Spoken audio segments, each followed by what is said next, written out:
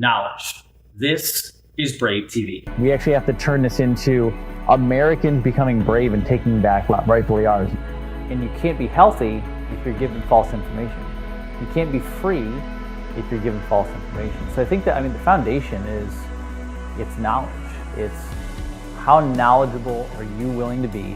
How much research, study, how much are you willing to be a student of life? Right? At the end of the day, to own what we're supposed to own as humans and as beings, we have to be brave.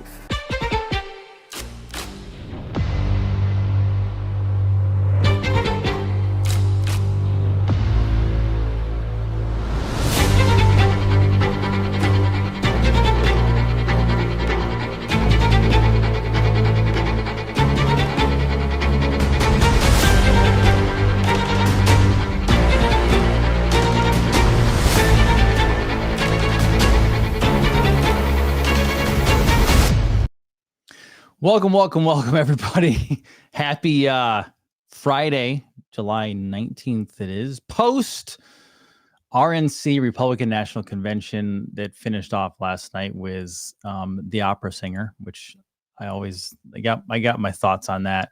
But this is not your grandma and grandpa's mom and dad's Republican Party. I can tell you that much right now, which is quite interesting. It is Friday, and here's Jason Goodman back to chat with us. And Jason, first of all, happy Friday to you. Thank you. Happy Friday to you, Jason. Glad to be back. I'm not sure how to control the color temperature on this camera, so I look a little... No worries. Yeah. No worries. I'll update that for next time, but thanks for having me back on the show. The whole world, especially America, but the whole world is a little different than the last time we talked. Yes.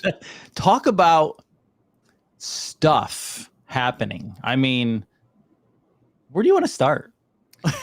Well, look, I agree with you completely. That RNC convention, I almost don't have words for it, because it's like, they've, by missing Donald Trump, and it does really make you think about, even if you're not religious, things about like God and fate, right? And like, how did this happen? Even if it's just luck but the thing is, for me, this really started when Donald Trump Jr.'s daughter, President Trump's granddaughter, Kaya Trump, gave that speech. Because first of all, I didn't make it through that one.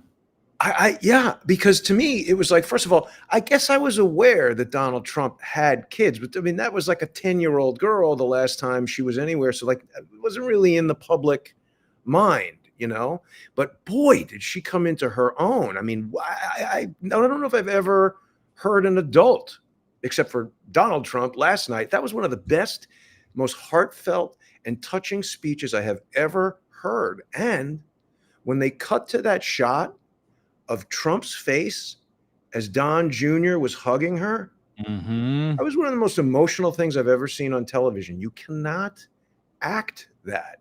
You cannot make that up.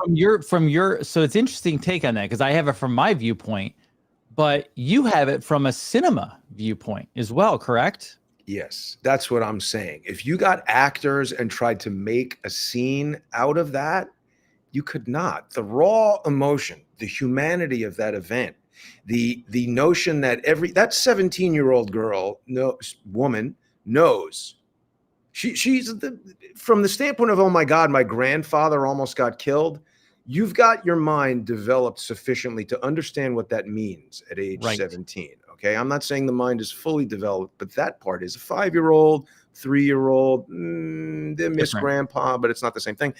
But when she gave that speech, I just don't understand how Joy Reid has become one of the most reprehensible psychopaths I can think of. Because Jason, you and I talk about things, and one of the reasons I really have come to appreciate you, I know we've only been working together for a couple of weeks, but your approach of examining evidence and sticking to facts, this is why you and I are connecting, and you and John Cullen and I, this is why.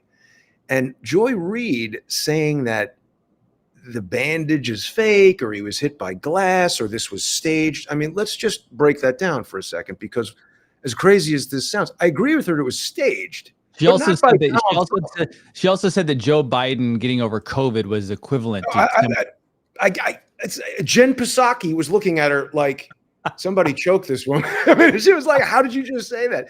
But I agree that it was staged, and there's elements of it that do appear staged, but not by Trump. No one would stage an event where, like, just shoot me in the ear and then I'll duck. It's like, okay, now it's emerged. Somebody has from an angle with the bullet actually penetrating his ear. And when he spoke about it last night, that was also that superseded Kaya Trump as the most emotional thing I've ever seen. Because you know what? This is like a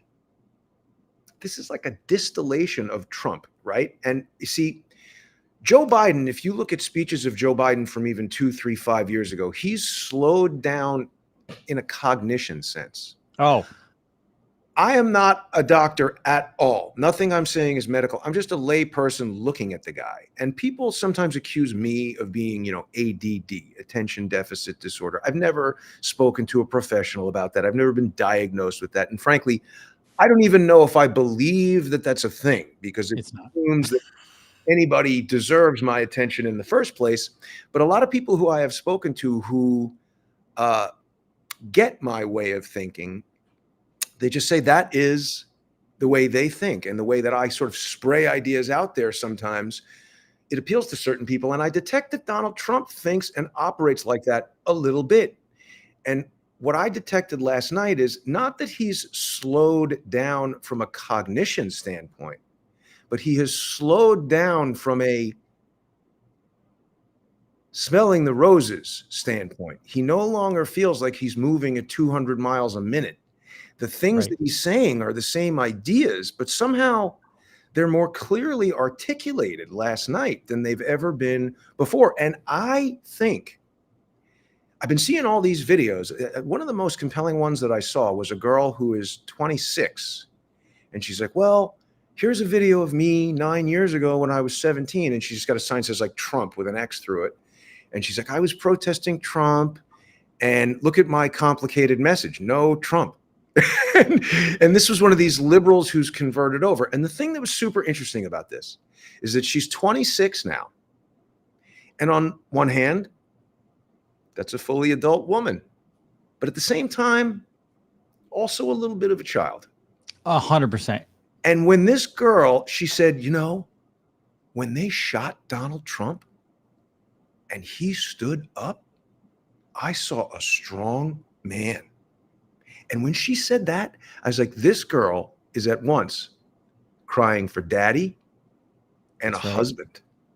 And not in a weird, like, I love Donald Trump kind of way, but what he stood for. You can that is a strong man in the house. That is how our grandfathers were. That's how our fathers were before that. This is the renaissance of America coming back, where men were strong, and this is why they push toxic masculinity, Jason. Well, and this was, what's the opposite of toxic? This was redemptive masculinity. Right. We need strong men, and we need virtuous women, and men are not women, and you can't just sever your genitals and put on a dress and take on. This is such an objectionable thing. And see, we're getting to the root of it now, Jason, because you know what? I'm not going to say, this is on both of our channels now. I don't want to do anything that's going to harm our ability to broadcast, but we need to, the First Amendment is so important. And you and I had a conversation offline yesterday about some harassment. I don't want to get into this, but harassment that you've now been receiving just as a result of hosting John Cullen and myself. And I bring it up because it's important for people to observe. I'm going to probably drop that in the audience either probably later today or on Monday, so they know what's going on.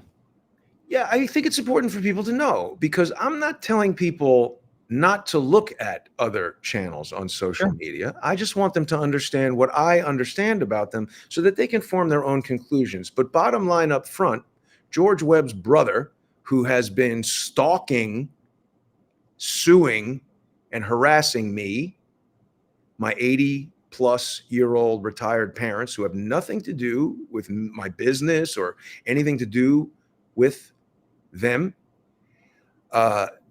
Phone calls were placed to my ex-wife, who I've been divorced from for 17 years.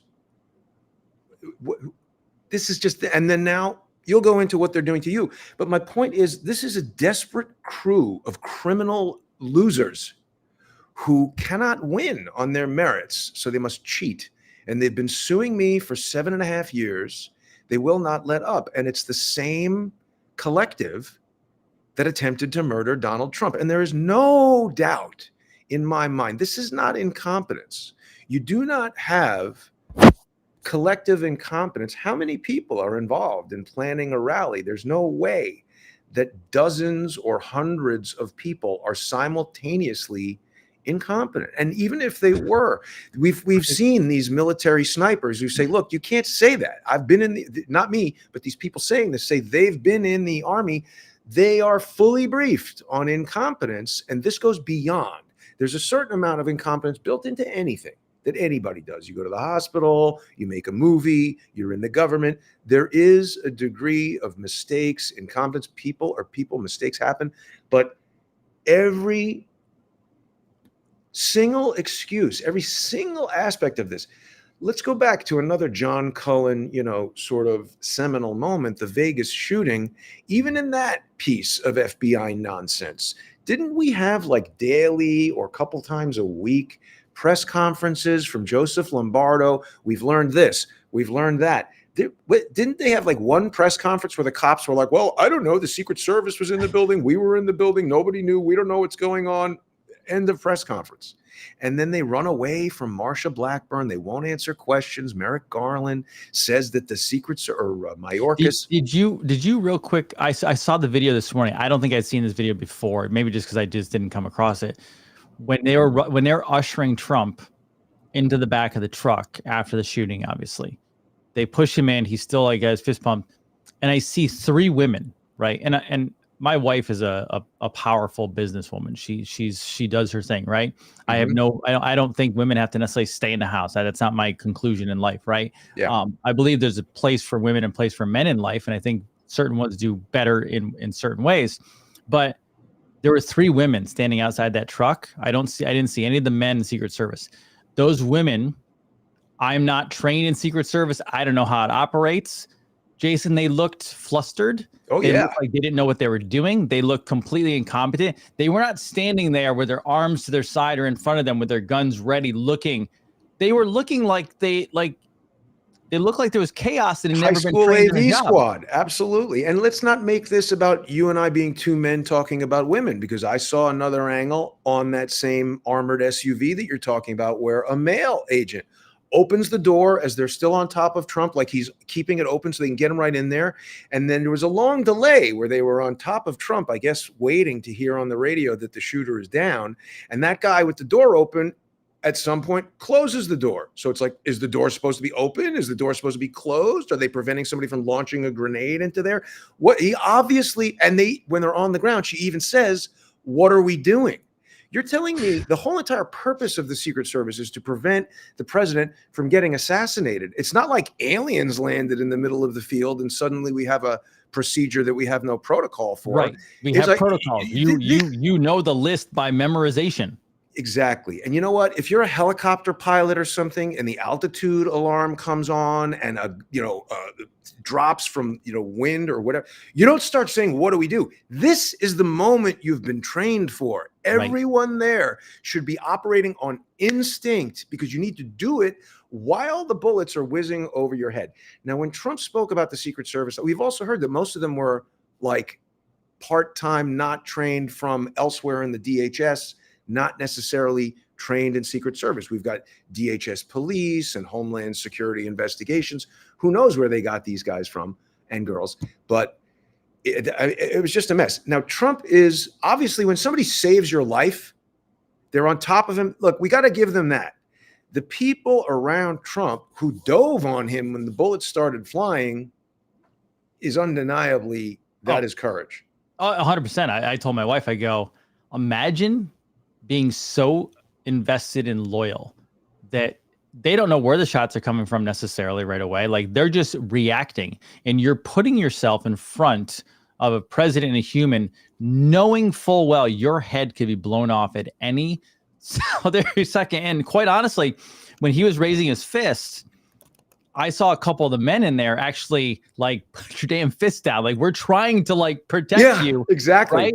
And I was like, I'm like that, like, and it just takes me back to America. And I can't speak for the rest of the world and other countries because I'm an American, right? But that's the level of integrity and loyalty that as Americans, we believe in at our core and our soul level, which is we will protect this place at all costs, if that makes sense. Yeah. And here's something else I'll say.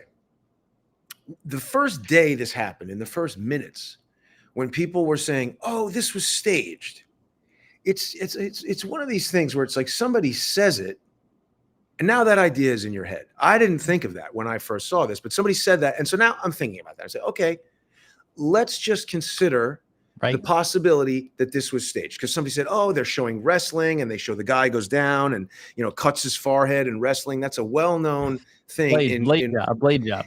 And then they start saying, oh, well, Trump has been in wrestling. And I said, well, I find this ridiculous, but let's go down this line for a moment.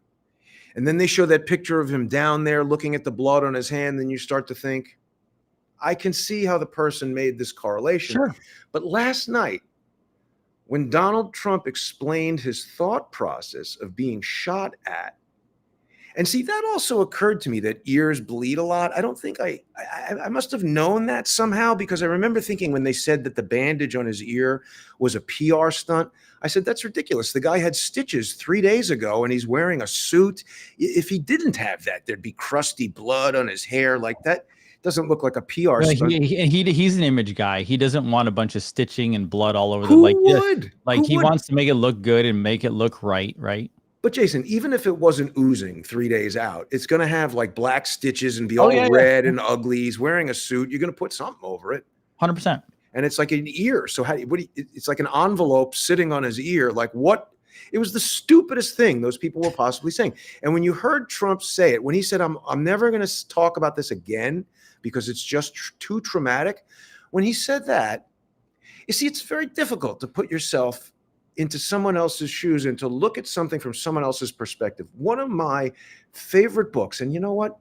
It's the type of book that even if you've read it, and this is good advice for myself, you got to go back and reread it because it reminds you of things. And the name is a bit weird. I think if it was written today, it would have a different name. I'm talking about Dale Carnegie, How to Win Friends and Influence People. I know that book well.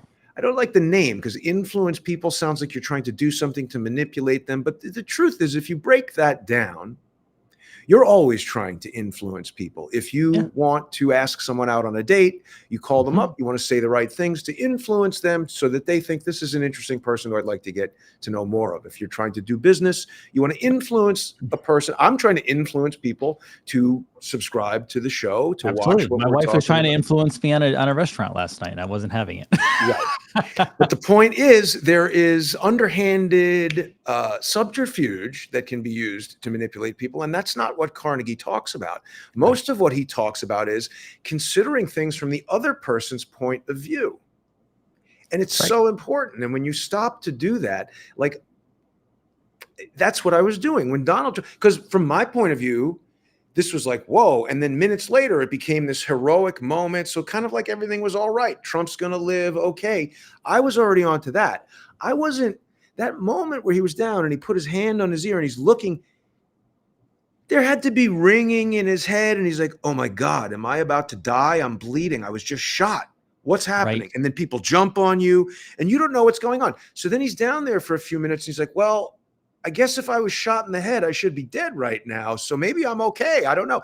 And then when he said he could see the people, obviously he could. Someone took a photograph of him. So he could see people like, probably, you heard women screaming, people crying.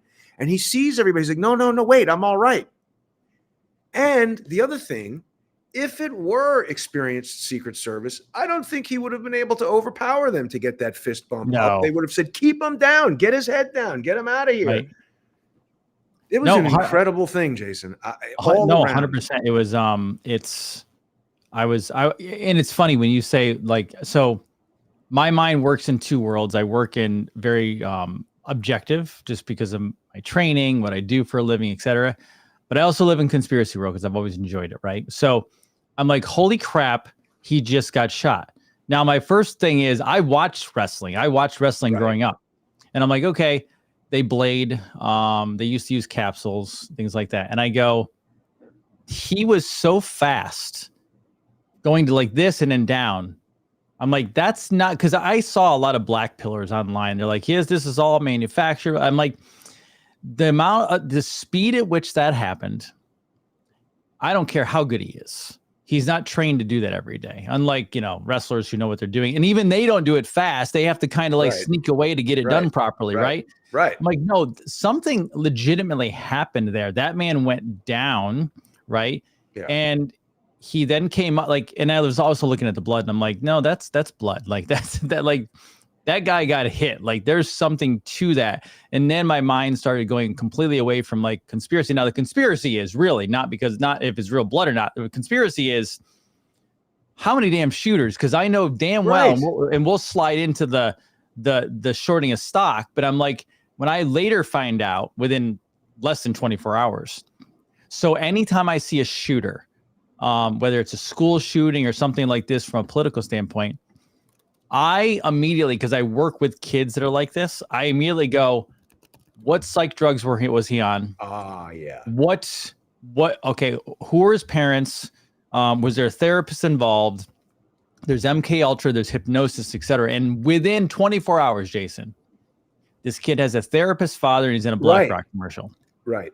And I'm like, I guarantee you this kid this kid may not even known he was doing it. They're so good at this stuff.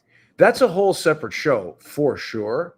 And I don't think we know enough about these guys yet to get, but you're raising the important points. Now, before we get to the stock trading, there's so much more that we need to do. So let's talk about this for a second. I just sent you a link to this guy, Frank Preston. Frank Preston is the founder. He's dead. He's the founder of American Glass Research.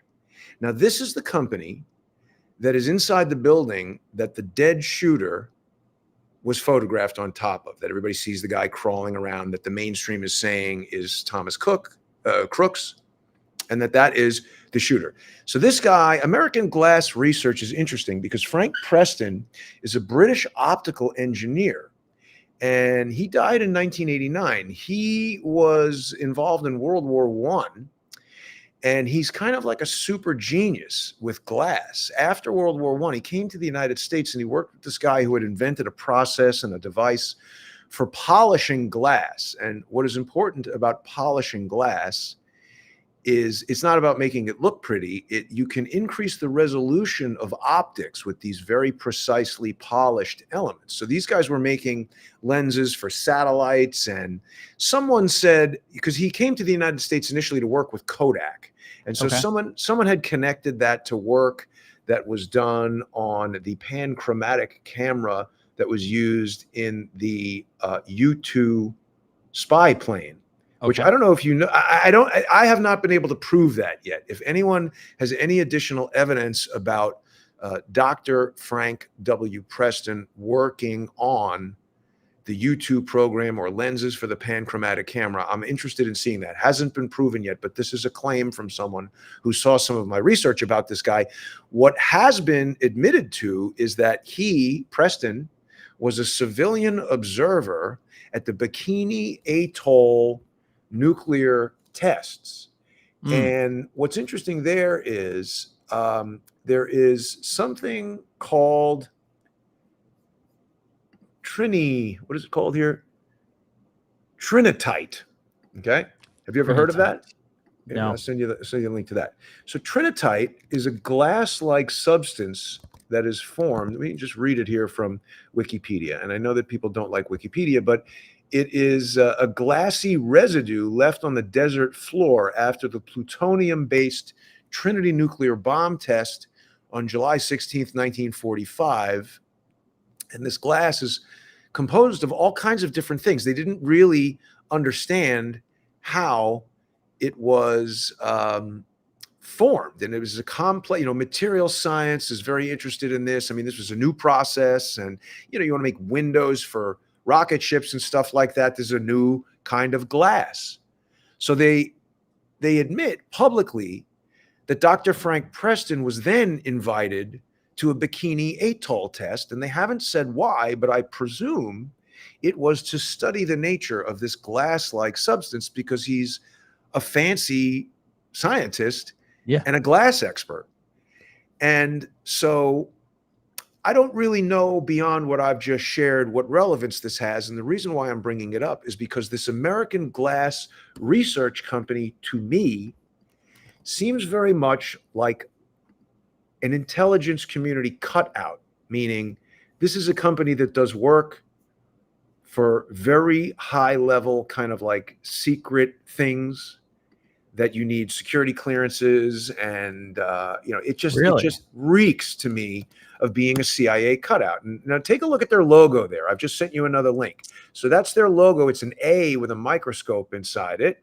And just click on that link I've just sent you from my X account in the chat here. So this is comparing this logo to the Freemasonic compass.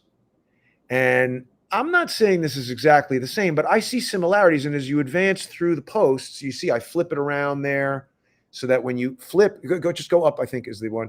See how when the G, it sort of looks like a G when you flip the logo inside. You're not wrong, man. I see it. Okay. So I'm not saying this is the exact same thing. I'm not saying Masons control the world. I'm just saying this is an element of evidence that to me suggests that at least the person who designed the logo had this imagery, even if it was in their subconscious. Somehow this logo came to look like this. Now, a lot of people have focused on the fact that the company changed hands in March. I haven't gone into very much of that research. I'm confident it's accurate. But again, and they're saying like, oh, look at the connections. This guy who bought it, whatever. All of that just sort of fortifies what I'm talking about, is that this is a company that was established, I think, by the deep state. And so that means people running it already have the connections into the departments where, and I'm also, to be clear, I'm not saying that American Glass Research or anybody working there knew that Donald Trump was going to be assassinated. In fact, it would be more likely that they wouldn't. Even if Dr. Frank Preston was as deeply embedded in the deep state and had the highest top security clearance that anybody could have, that doesn't mean that his son or his nephew or whoever it is that took over after he died knew about that. This is all compartmentalized stuff. So all I'm saying is, even if they say, well, we do still have government contracts or whatever, and some agency, some person who we already knew called us and said, hey, there's a rally, we want to stage something at your building or blah, blah, blah. It probably was as innocent as that. And then, once they've got access to the building, they're not necessarily going to tell anybody, what they're going to plan to do on the roof of that building. They just gain the access and then everything else happens. Now, the other thing about Preston that was interesting, I just sent you another link, is that he was super into ecological conservation, which I guess it's pretty close to Green New Deal type stuff, but not really. I mean, there he is with a bird, and, he owned a ton of land there's a park now that is his, like, Preston Butler Park or something like that. So this is not just some, if you told me that the guy was sitting on the roof of a Dick's Sporting Goods or a Public Storage that was built in 2017, maybe he snuck up there. But there's something going on with this American Glass Research Company, and I see a longstanding deep state history here. Now, not to force the issue, but let's continue talking about some assholes that are screwing around with you and me, because you see, something interesting is happening in real time. And again, I'm not telling anyone what to do. I just want to share information that I know about and allow people to form their own conclusions. Now, an individual that a lot of people might have heard of, who I have in the past hosted on my show when I was deceived by this individual, and it's my understanding that you had a similar circumstance. I'm talking about George Webb, because he appeared in Butler Township, PA, and he's now reporting on this plastic company. Click on that image on the left, please. This is Corey Comparatore's LinkedIn. And all full respect to Mr. Comparatore and his family. Horrible. And Joy Reid. This was the one killed, correct? Correct. This is the individual who was killed. Just zoom in on that JSP, if you would, for a moment. He's worked for 29 years and 4 months as a, or if you can't zoom in, that's fine. It says JSP is a plastics manufacturing company nearby in the area, that he was some sort of an engineer, project and tooling engineer for 29 years and 4 months. Now go to the next image, if you would, please, Jason. That's a screen capture that I took from this George Webb video, which if you aren't blocked by him, as I am, you can look at his video from yesterday and listen to him declare that Corey Comparatori worked there for 33 years, which Corey Comparatori doesn't say that. Are you aware of the significance of the number 33, Jason? Yes, I do. Okay. So again, I'm not saying this is numerology or Jewish gematria or French gematria or the Powerball numbers. This is an embedded steganographic message, a hidden code that is intended, just like the logo for American Glass Research, resembles a Masonic compass. The number 33 is, I say, a Masonic message. Now, I think we spoke last week, just to connect to how I first got involved with Mr. Webb, or something that came up almost immediately after that. I think we were speaking last week about a guy named Peter Smith. I've just sent you a Wall Street Journal article about Michael Flynn and Peter Smith. And remember, this is where the whole Russiagate kind of thing started with the, how many emails were they looking for there, Jason? Could you maybe? I recall correctly, it was 33,000. Correct. Could you just do a search of this webpage for the number 33 for a second? How long was Michael Flynn in the U.S. Army? I can't recall. Can you? 33 years. Okay. 33,000 Hillary Clinton emails. Oh, no, sorry. Yeah, you got it. Blocking me Forget from it. it. But That's why I was like, it's not coming up. It's blocking me. But Flynn, he doesn't say more than 3 decades. He doesn't say almost 35 years. I mean, frankly, you know what? If I were in Cannes or something giving a speech about stereoscopic cinematography, or if I were at the British Film Institute, and even when, you know what? Last year, when I would tell people how long I've been living in New York, I would say more than 30 years, almost 35 years. I personally avoided the number 33, but these guys always say it. I want people to just look at how many times, look at the New York Post, look at the killer is always 33. You'll see some weird story, not always, frequently. And I am basically alleging right now that frequently that is used as a steganographic message, a message hidden in plain sight.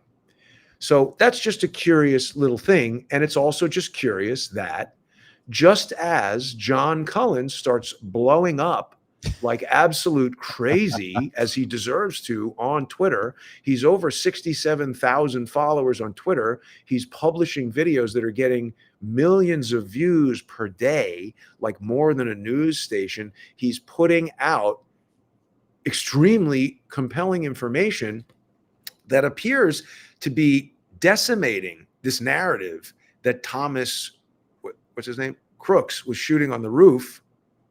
It's just like, I'm sorry, that's just destroyed day one. And so in my experience, Mr. Webb, which that is not his actual name, is George Swigert, but in my experience, this guy is a professional punch bowl turd installer. He blocked me recently. I went over to look at his page. I was blocked. Yeah, because you're consorting with us and we're explaining how he is a liar. But here's the crazy part. I never even I interviewed him. Oh my gosh, 6 months ago. Had a really good interview before I knew what was going on. And again, I'm not even involved in some of the stuff you guys. I just what you've told me. I haven't even researched it much because it's not really my world. Right. I actually had a productive conversation with him. Obviously, I don't know him, so he could have been lying to me, but I don't go into it trying to catch people. I just go into asking questions. And yeah, I looked this morning. I'm like, wait, you blocked me? I didn't. Everyone who blocks me, either I have someone on a show, right, or I just ask them a legitimate question. I mean, very rarely do I really go after people unless they go after me. But I'm like, why can't people have questions? And why? But again, if it's all set up, it makes sense why we can't ask questions. And to be clear, this is my pure opinion. This is my speculation based on 7 years of looking at public domain evidence. I believe this to be true, but other people might look at this same evidence and come to a different conclusion. And if anyone's like, why does Jason always talk like this? I would invite anyone asking that to spend 7.5 years in federal court and see how it affects your approach to sharing public information. But I've just sent you another link there from Twitter, because people who are perhaps doubting, they're like, no, George is just there doing legitimate research, injecting wrong details, trying to get people to look at Corey Comparatore's plastic company instead of the glass company. And by the way, I'm not suggesting that anybody look at anything. No one should take any action based on anything that I say. No one should go after these people. No one should contact these people. I'm just sharing information. Now, this is a video from about 2017. When I first became aware of George Webb, we were investigating, you just click on the image on the right for a second. We were investigating this guy who Trump used to call the Pakistani mystery man. That's Imran Awan. And what was going on with Imran Awan is he was an IT contractor in Congress working for Debbie Wasserman Schultz, Javier Becerra, lots and lots of people in Congress. And he was accused, not by me or George Webb initially, but by the U.S. Capitol Police, of hacking the congressional email network and even stealing data. And so he was banned from Capitol Hill and barred from accessing the congressional network. And then he also ultimately was brought up on criminal charges for bank fraud of some kind, for obtaining mortgages where he purchased homes that he was then renting to people. So what we're looking at here is one of the homes that Imran Awan purchased using the fraudulent bank loans that he was charged for. This is 4809 Sprayer Street. I think it's in Alexandria, Virginia. Anyway, 4809 Sprayer Street, he rented out, and he rented it to a woman named Laurel Everly, who contacted me saying that she had seen the show, that she knows Imran Awan, that she lived in this house, and she shared certain bizarre circumstances about this house, including that there was a shed to the right, in this image, a shed to the right connected to the garage that was locked. And she, as a renter, did not have access to the shed. That's pretty common, that the owner has an area of the house containing their stuff that you can't access. But her issue was there was a light on in there that was on 24/7, and she's paying the electric bill. So she asked Imran if he could turn out the light. And Imran said that he could not, because it was connected to an air conditioner or a cooling unit of some kind, and he needed to control the temperature of the room. Now, do we think he's smoking fish in there, or does he have a server running? I don't know. But what we did was we did a whole video that's linked if people want to go on to X and look me up at JG_CSTT. You can go to this tweet, you can click on that Odyssey link, and you can watch the video about the hidden network topology at 4809 Sprayer Street. Because what we found was Laurel Everly shared photographs around the house and a video of her sons playing in the basement. And what we noticed in the background was people will recognize this from their own homes. One of these sort of like half-inch thick white coaxial cable that's stapled to the baseboard, running down the wall to a splitter that staples to the baseboard. And this is your cable box, where one wire is running upstairs to the cable television and one wire is running to a black, what I recognized as a Comcast cable internet router that had an RJ45 connector wire, a category 6 networking cable running out of it into an RJ45 connector on the wall that is shared with the shed in the locked room that Laurel Everly cannot access. And a crowdsourced The Truth viewer contacted Cox Cable. I don't know why Cox Cable did this, but they confirmed that there was a Cox high-speed internet account at that house that was not maintained by Laurel Everly. She had Verizon Fios upstairs. That's where she got her internet from. So based on that evidence, we concluded that Imran Awan had an email server in that shed. Additionally, Imran freaked out when there was a flood of that basement because that's where his networking equipment was. And he used to come to this house every 2 or 3 days. And let's do something real quick. Because I got to stay out of legal stuff. No, it's all right. It's all right. I'm just gonna change. These are my opinions. These are my no. I know.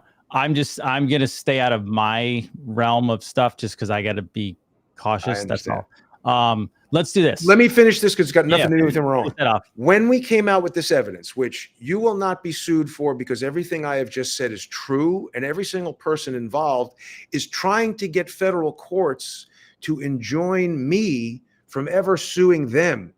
So they don't want to get into lawsuits with me. But the point, and I'm not going to press that, but the point I'm making is when we presented all this information, the video to the left of that image that we just showed of the network topology is George Webb going to 4809 Sprayer Street the day we presented this evidence to show everyone. Let's play that video for a second. Can we? Can you get sound from X onto here?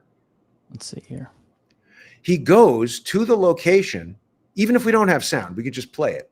You'll see what he does. Remember, the shed that I'm talking about is physically connected to the house. It's like under the garage or right off the garage. When you're in the basement, the wall that this cable box was plugged into is the interior wall of the shed. So here he is on Sprayer Street. We don't even need the sound. He's walking on Sprayer Street, and he's going to say, oh, well, I don't want to step on this story because it's kind of Jason's story, but here's the house. And he's going to say, here's the magical glowing shed. And he shows a shed in the backyard, not connected to the house. There it is back there. He says, that's the shed. That is not the shed. That's a different shed. The shed that I'm talking about is physically attached to the house. So he deliberately avoids showing that, and he shows something else. Now, flash forward to today. The reason why this is relevant, the professional punchbowl turd installer is right on the ground in Butler, PA. So like you, a well-meaning person who doesn't know this guy is going to say, oh, look at this. Here's an energetic, independent journalist who's on the ground. He's talking to locals. He's talking to police. This guy has firsthand information. Jason doesn't know what he's talking about. He's looking at the internet. He's running around New York. George is there doing firsthand stuff. But what does he do? The first thing he does is what is he even implying about Corey Comparatori? I don't know. But he's saying what? That guy was deliberately killed? I mean, it was obviously an accident. And he's trying to draw attention to this plastic company, saying that he referred to American Glass Research as Advanced Glass. So he's changing the name slightly. He's telling you Comparatori worked there for 33 years when the answer is 29. Why is he changing these facts? So let's go back to history for a second, because actually I just got a note behind the scenes. So that Dr. Frank Preston, there's a Preston Masonic Hall in the United Kingdom, and they said it was believed to be adopted by the Dr. Frank Preston lineage. Now, I love that detail. I don't have enough details on that yet. However, let me take it this direction, because we also have, and what we're going to talk about as well, which is we have the Rumble and the Trump media group shorting. Yes. And that's not just something everyone knows how to do, right? Like that's a thing. Like, if you're worried about lawsuits, let's handle this very carefully, because let me lay it out before we start getting to it. And let's just like dance around this, because obviously there's stuff behind the scenes that I haven't talked about yet, and neither one of us want to get ourselves in trouble. And I want people to understand, when I say let's be careful of lawsuits, that doesn't mean I'm gonna not talk about something. I just want to be very careful how we talk about this, because a lot of people, even though it's been admitted by Austin Private Wealth that a transaction occurred. I am not a financial expert. I am a novice. I mean, I have owned stocks in my life, but I don't know a darn thing about investments, about the SEC, about how this type of thing works. I initially said something about it being a short sale. Somebody told me, no, these are puts. So I am not a financial expert, and I am not analyzing the financial or technical details of that. I was presented with a claim. There was a lot of activity 2 days ago or something on Twitter where people were sending around this claim, which said that in layperson's terms, someone was betting against Trump Media and Technology Group stock, a put, a short sell. They were betting, according to the claim, on the fall of a stock. The fall of the stock. They make money if the stock goes down. Right. You can easily understand that if Donald Trump did not survive this assassination attempt, Truth Social, I mean, it's like a Mission Impossible movie post Tom Cruise. No one's going to see that. It's worse than that. That would be the end of Truth Social. Right.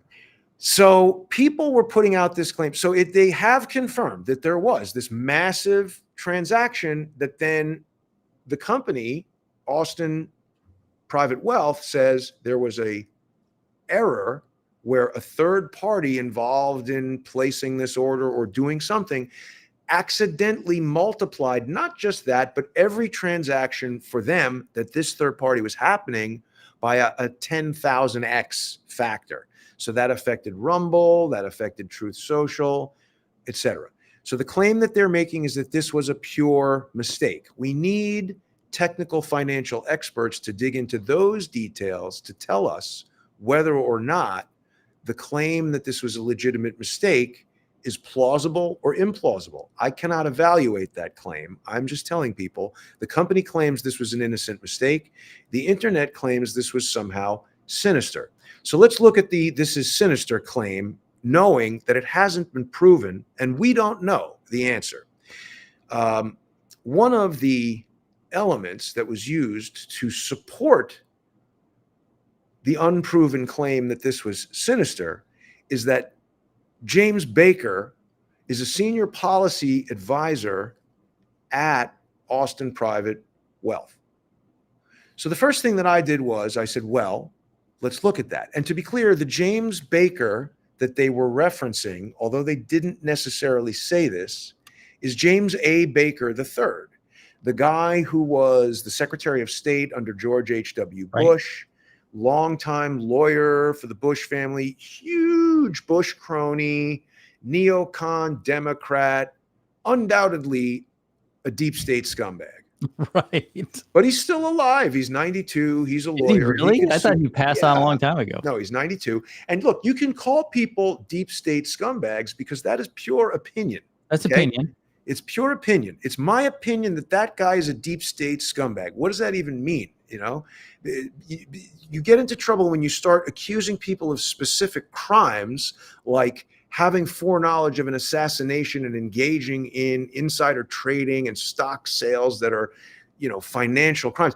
You do get yourself into trouble when you make definitive statements about those things that you do not have evidence to back up. So the first thing I started asking these big accounts that were just blowing this thing up, Mike Adams, the so-called health ranger, Blue Sky something, there were a few that were pushing this out. And I just noticed the kind of like frequency, the activity, they call this chatter, right?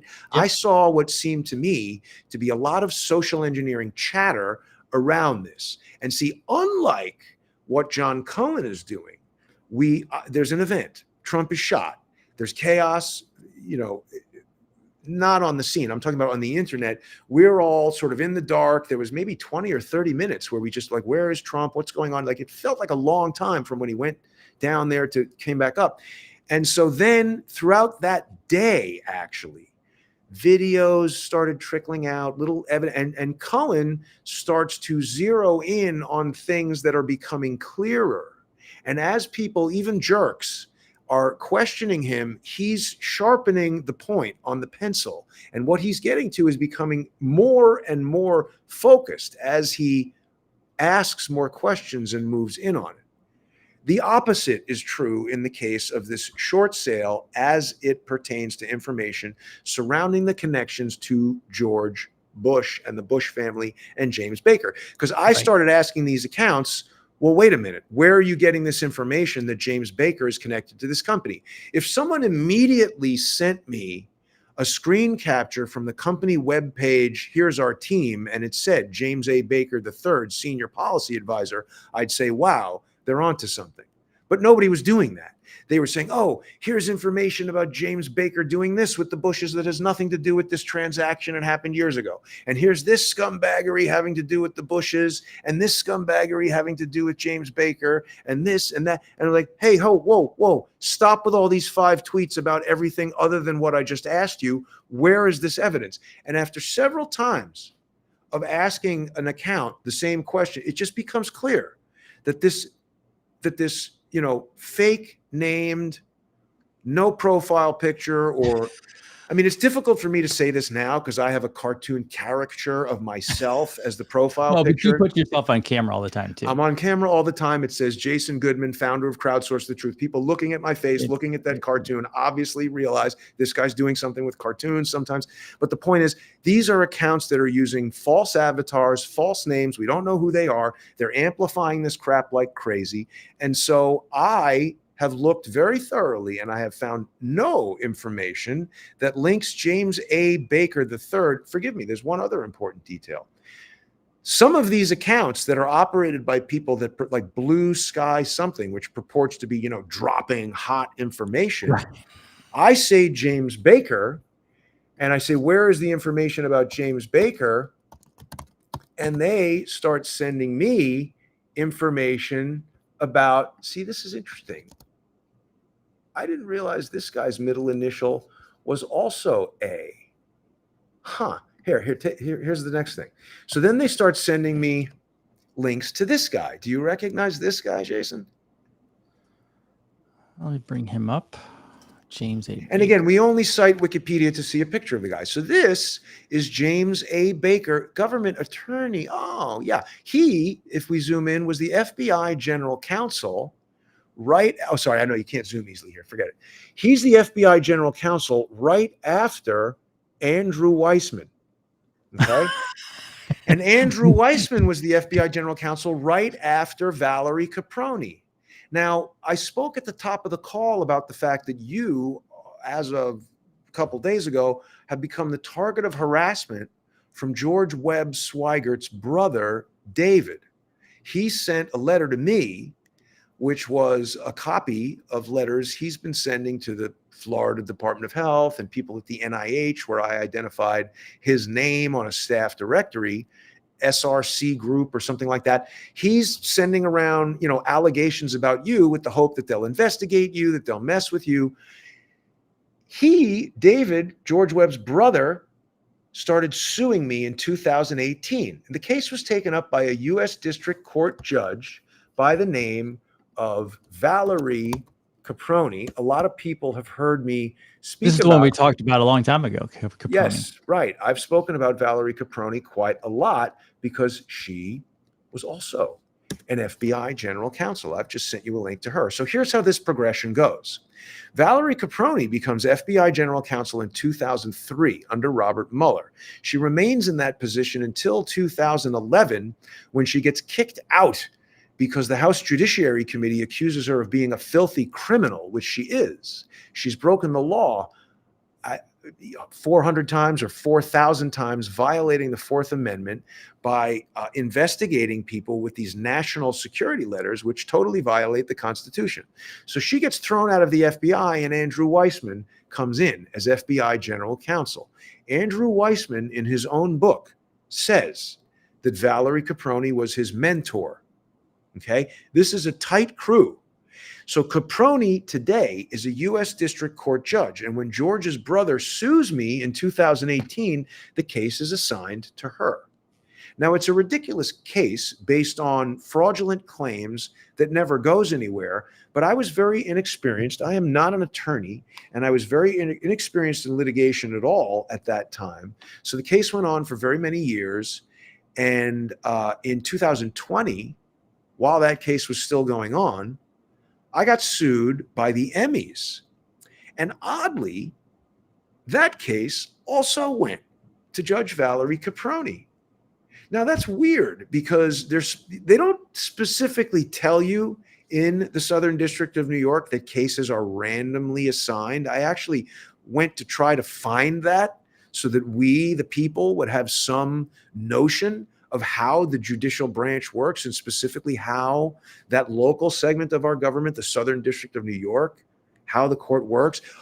Is that straight business for the court to just be assigning cases to the same judge who used to be the FBI general counsel, who Didn't President Trump have a ton of problems with the Southern District of New York? Yeah.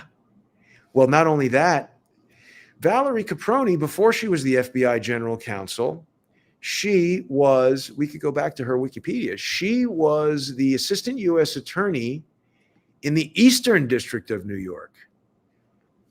Oh, do they have that in there? Did they?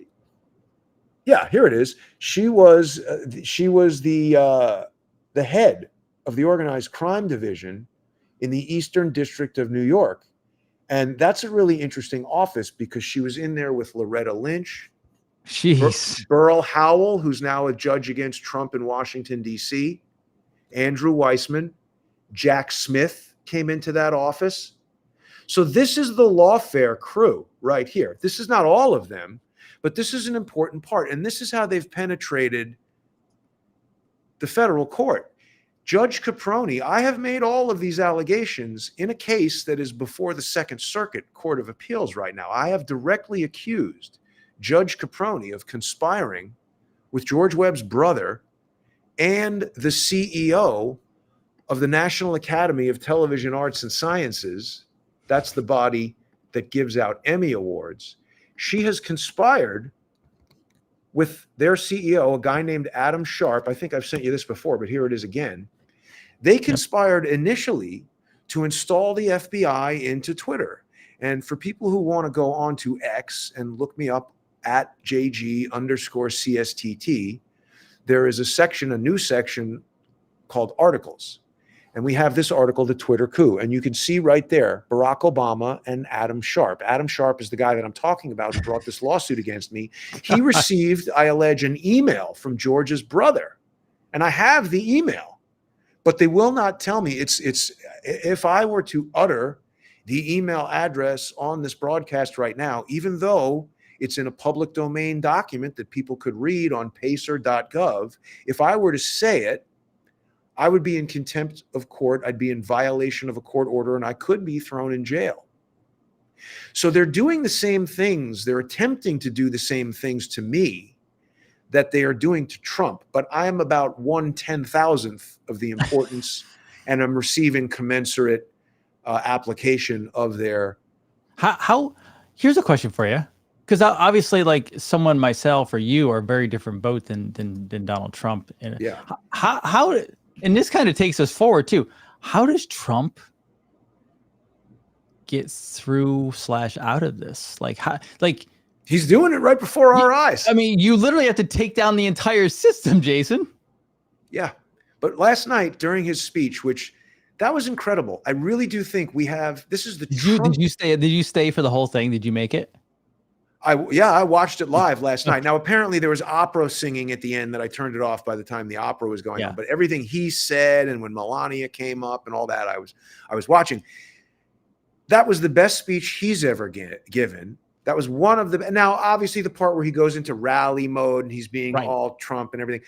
I'm talking about where he's recounting that was standard. I'm not saying that was bad. That was just I could see how people who don't like listening to Trump. I love that. I think rallying it's hilarious. The base, rallying conservatives, getting the rah-rah speech. But the part where he was talking about the assassination and his plans for moving forward with America and how he wants unity, you're seeing that. You're seeing that. And it's also, it doesn't feel contrived in the least. Like, honestly, when I saw him looking at his wife and his wife looking at him, all these people like, oh, Melania doesn't want to do this, that, she's not there with him or whatever. Look, I haven't had a marriage that survived more than 3.5 years, but even in that, people who have been married know that you can get to a place with your person where it's like, you know what?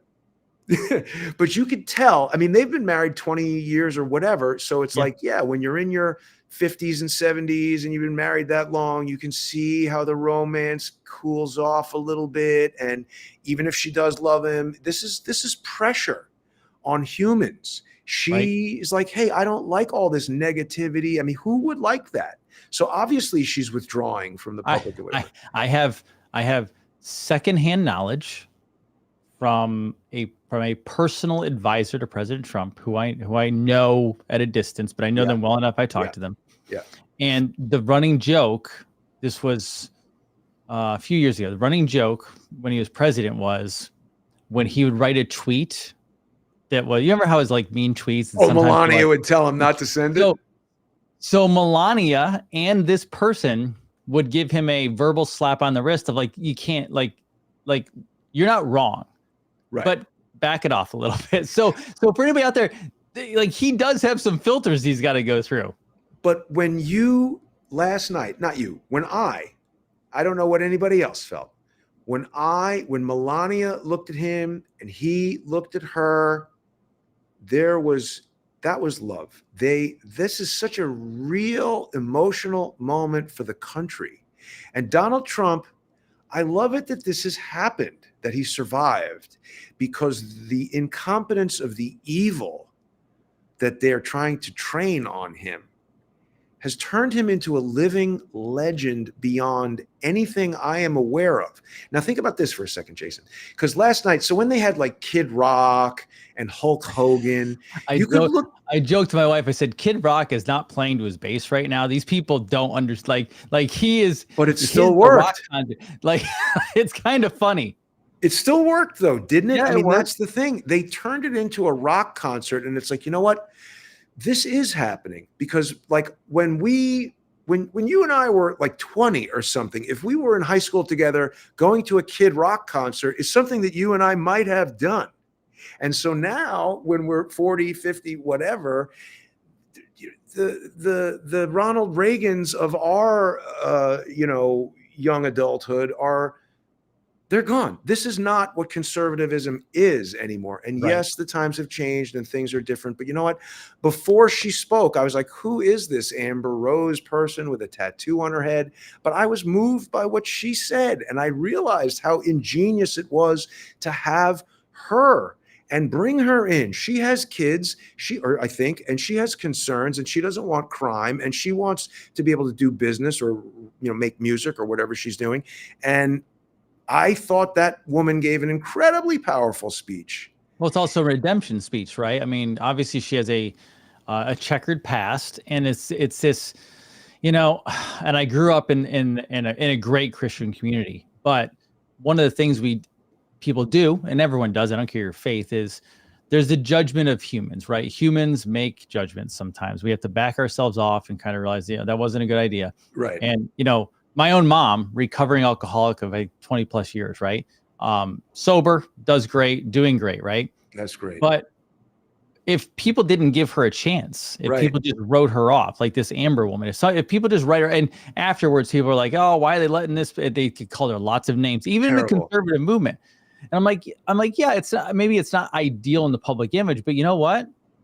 Isn't that what we're supposed to be doing, is bringing people over to our side to help them get through something, talk to her? Isn't that really what Jesus did? I mean, he went to the people who go to the prostitute and be like, hey, like, we need to not do what you're doing, but I'm here to talk to. Like, let's figure out what the real issue is. Like, why are we doing this in the first place? Like you said, when someone sees Trump come up like a liberal and they're like, that's a father figure to them, that's a husband figure to them. Like, it brings us to, he's putting out a purpose, not just for him. Like, Americans are starting to pick up this purpose, right? We have to put our country back together. We can't just depend on him to do it because he was almost gone. Yeah. We have to take it back. Absolutely. I agree with what you're saying. I mean, you know what? For me personally, the decision of putting a tattoo on a forehead or being gay may not be right, but I can recognize that if somebody, I don't want Amber Rose to kidnap kids and tattoo their foreheads. I don't even mean to mention her. I don't, whatever an adult wants to do to themselves or with another consenting adult, I don't even want to be involved in. If it's legal, Go do whatever you want to do. That's your life. I don't even know why we need to talk about this. I will defend their right to do that because you know what? I have a feeling that Amber Rose and I agree on a lot more things than we disagree on. And as you're saying, if you let the one sort of most obvious disagreement stop all conversation. And how do you bring, even from a liberal standpoint, right? Like I'm not liberal, and it's obviously just a label. I don't live in that world. I don't think that way necessarily, but I did spend a lot of time in the Boston area for a couple of years with work, and I was around liberal people, but they were really more and they were all family oriented. And I'm like, if we're gonna fix this place, we actually have to be willing. I'm not going to sit down with someone who's degenerate and literally doing harm. That's not what's going to happen. I'm not going to sit down and talk to somebody who's a pedophile and they're continuing to do it over and over again. That they belong somewhere to either be fixed or can't be fixed, society. Isolated from society. However, what are you going to do with when you have a drug addict or an alcoholic or a porn actress or somebody who's been isn't it really our duty for all of us to kind of take a moment and go, okay, how can we help this person and not bring them over to the Republican side, but how can we help this person and bring them back to safety of life so they can operate in a productive manner again, which actually builds our society back up? I look at it in a similar but slightly different way. Yeah. I'm not necessarily, and maybe this is me being selfish, I'm not looking for people that I can help, but my attitude is there is a very limited number of people in my life who have come to me and gone out of their way to make a sincere apology, to seek forgiveness. Mm-hmm. And when that is done, I believe it is extremely important to acknowledge and accept. That doesn't mean that I think that every apology is sincere. Sure. But I think when a person like Amber Rose comes and does what she did, she's saying, you know something? I've realized that I was incorrect about something, and I'm coming to apologize to all of you and let you know that I realized my own shortcoming. And if you reject that, you're losing an opportunity, an important one. Absolutely, 100%. Before we go, I don't know if you saw this or not. Do you follow Into Thin Air? I'm not sure. Is that a Twitter account or something? Yeah, the Twitter account. He does a lot of earthquake stuff, weather stuff, etc. But he just put out it's breaking, and they're trying to confirm this. Sniper seen using zip line off the water tower. I've heard about the zip line. I don't know. Now I have not looked at this. How could that not be something that somebody sees? So I have not looked into this yet. This just popped up and I shared it and I saved it real quick. But if there's any, like if this is at all, going to be video of that. How would there not be? If there is, come on. And not only that, the interesting part about that is, John's information becomes laser focused at that point because wait. Let's be careful though, because what I detect happening is a movement to try to make anything about the water tower seem ridiculous. So if the zip line is not true or not supported by evidence, we want to be very careful how we evaluate it. Because see, John went right to the water tower, and this video of somebody on the water tower, George is there saying, 29 is 33, and American plastic research American glass research is advanced glass, and plastic has something.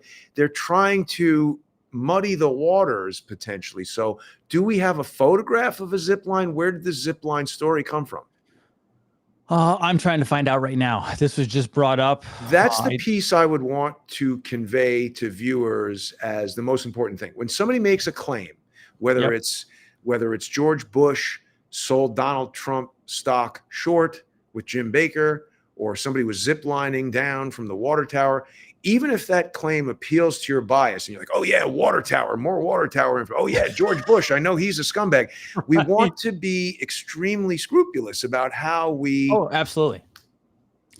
Skeptical, about how we scrutinize this, because they want to... That's what I detect was happening with this selling short of the stocks, because there's an important component of that story that we forgot to touch on. We'll just give this a second. I contacted that company not because I was like, ooh, selling short. I was like, this seems like a story that's got a lot of false information in it. And that is a limited hangout. You take one true thing like, hey, there is this transaction. We don't know if that was, something untoward or a legitimate mistake. It's not out of the realm of possibility that a mistake could happen.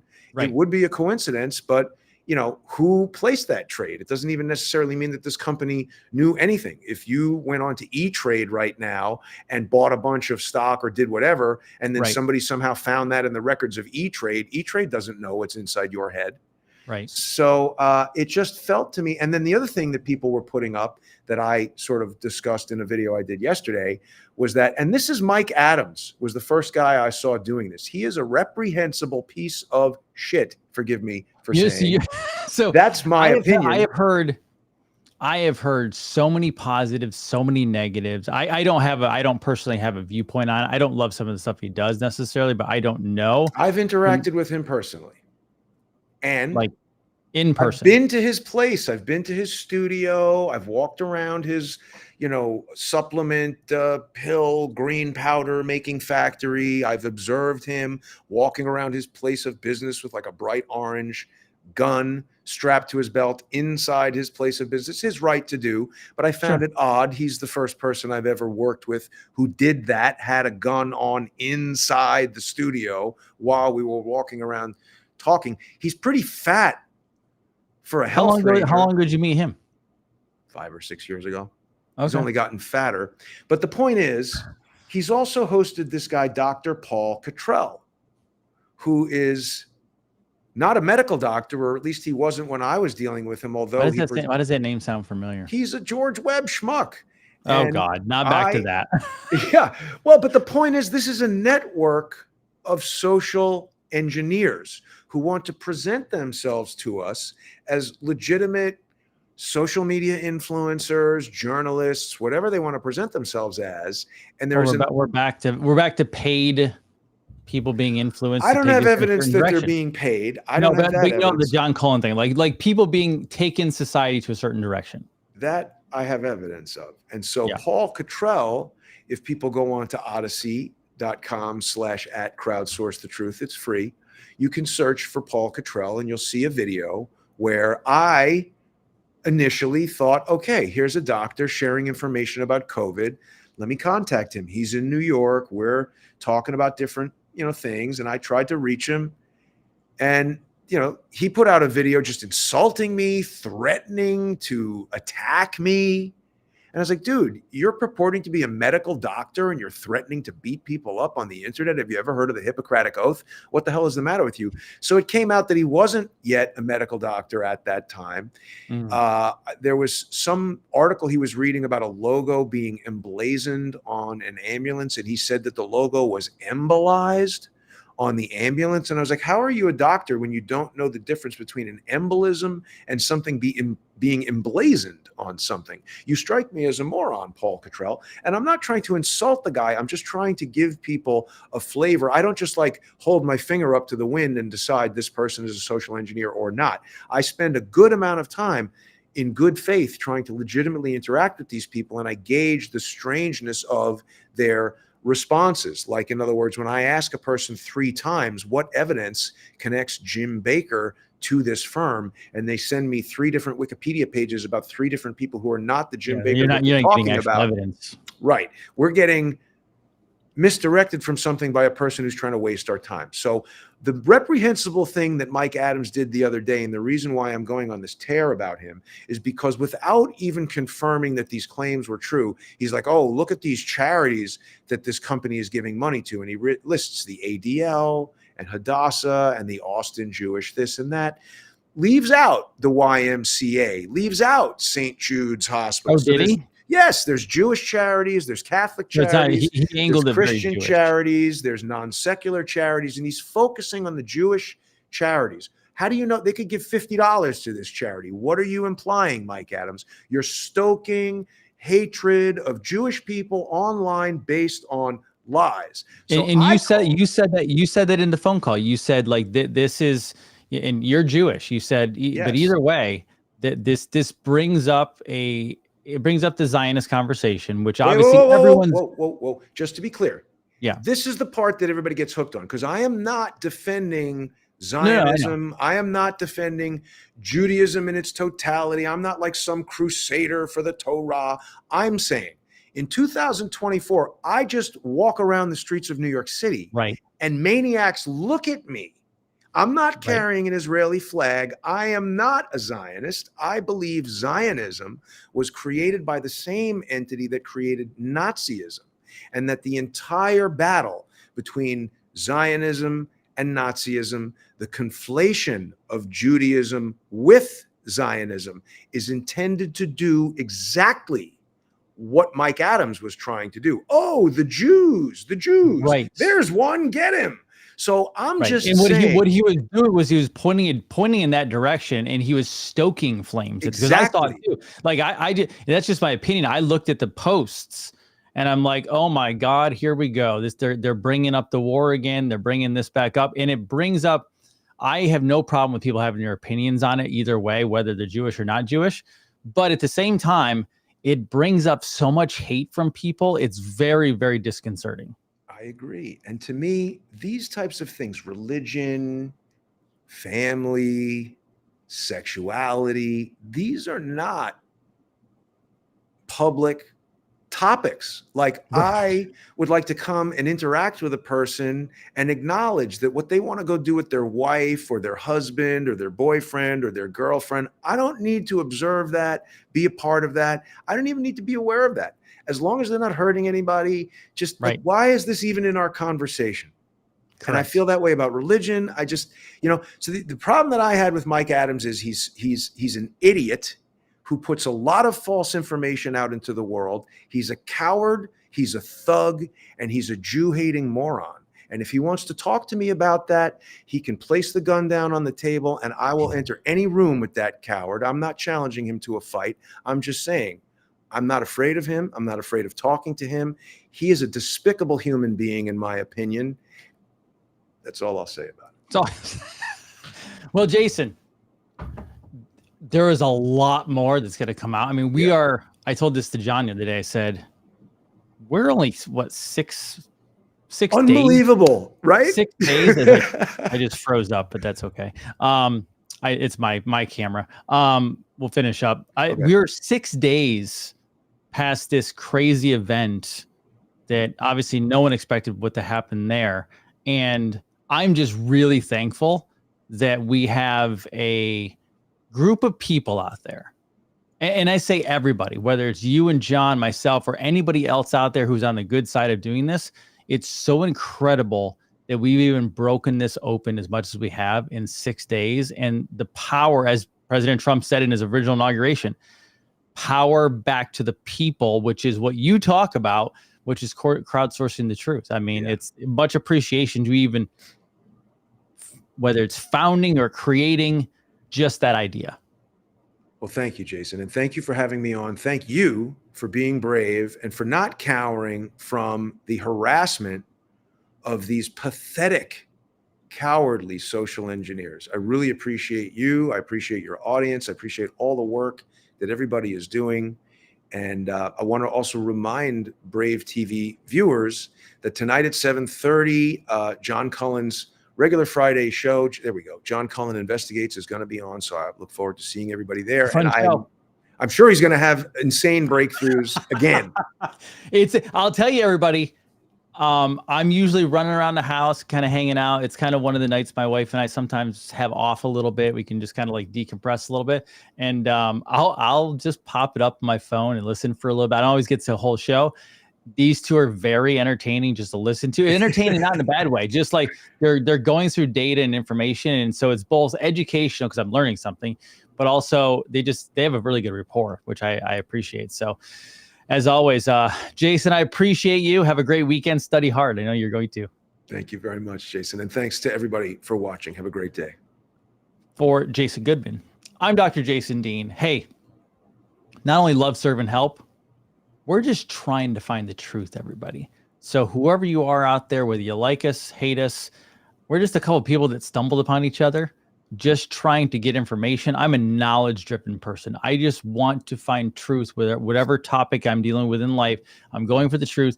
That's all we're doing. So take this, help it motivate you and drive you to also find truths. That's all we're doing. Unfortunately, this world is full of sometimes not nice people, and we will just navigate the waters. But have a great weekend. This is Brave TV. Take good care of yourselves. Bye-bye, everybody. Knowledge.